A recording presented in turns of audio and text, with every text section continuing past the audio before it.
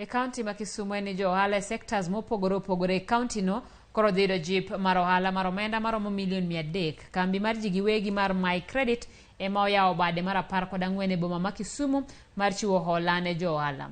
Tend kambi no oyango ni gigeto rowere, jotij piny owacho kaka obila, jolupo kod weg ohala mamoko e chenro mar chiwo hola. Bende gisingo tiyo kanyakla kod tend counties ma Nyanza mar jiwo ohala e yor hola.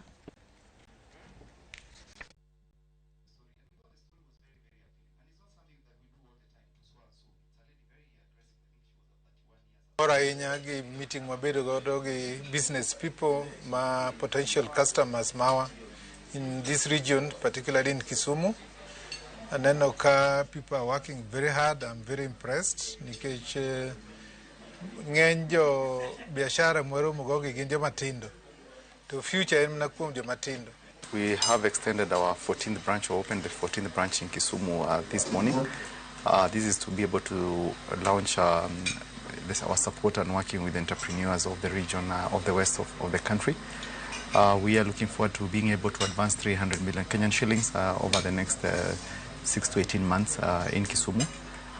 We also are lending to civil servants, county employees, teachers, the police, and we'll be looking to advance and work with them to be able to provide funds.